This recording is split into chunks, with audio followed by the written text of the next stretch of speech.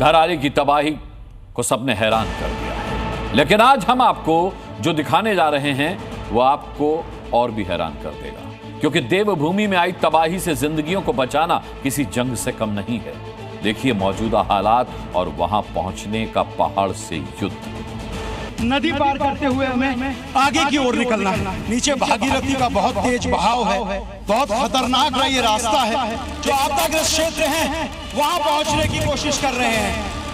आपको अपने गांव, शहर, घर, दफ्तर या दुकान में बैठकर लग रहा होगा कि आपदा आई तो जिंदगी बचाने की जंग अब तक पूरी क्यों नहीं हुई। सोचने में ये जितना आसान है, हकीकत में उतना ही मुश्किल है। उत्तराखंड के धराली तक पहुंचना ही बहुत बड़ा टास्क है। वहां रेस्क्यू ऑपरेशन तो फिर और भी बड़ी चुनौती है। लेकिन हिंद के जाबाजों ने जान बचाने के लिए कसम खा ली है और वो लगे हुए हैं। ऑपरेशन की एक एक तस्वीर आपको दिखाएंगे।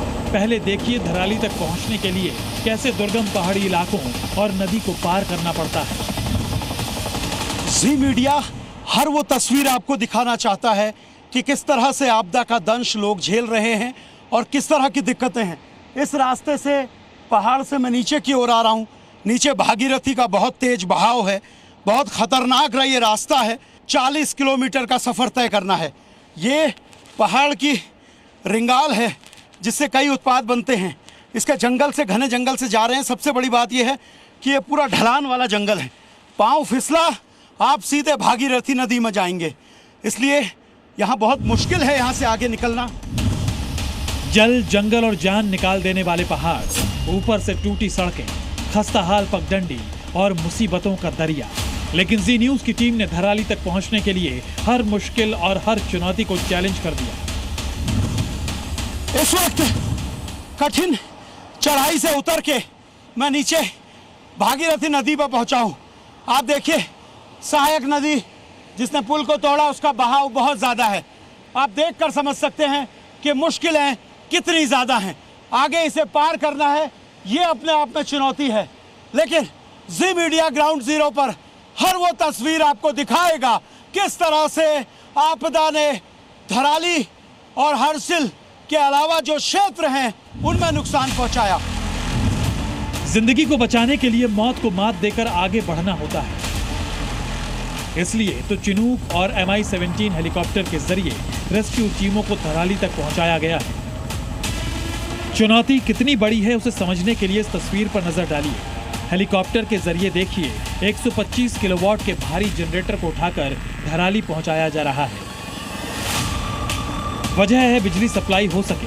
हवाई मार्ग से चिनूक ने जॉलीग्रांट एयरपोर्ट देहरादून से उड़ान भरी और पहाड़ों के बीच से मंजिल तक पहुंचा। इतना ही नहीं, हाईटेक ग्राउंड पेनिट्रेटिंग रडार से मलबे के भीतर तलाशी हो रही है। ड्रोन के जरिए पूरे एरिया में सर्चिंग चल रही है।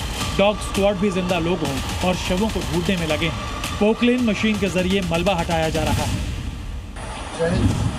हम भारतीय सेना के सर्च एंड रेस्क्यू टीम का हिस्सा हैं। अभी हम हरसिल के लोअर कैंप, जहाँ पे कुछ दिन पहले भूस्खलन हुआ था और कुछ जवान बह गए थे, वहाँ पे सर्च एंड रेस्क्यू की कार्रवाई कर रहे हैं। इस कार्रवाई के दौरान हम नई इक्विपमेंट, नई टेक्नोलॉजी का भी इस्तेमाल कर रहे हैं, जिसमें ग्राउंड पेनिट्रेटिंग रडार का इस्तेमाल किया जा रहा है दबी हुई डेड बॉडीज़ को निकालने के लिए।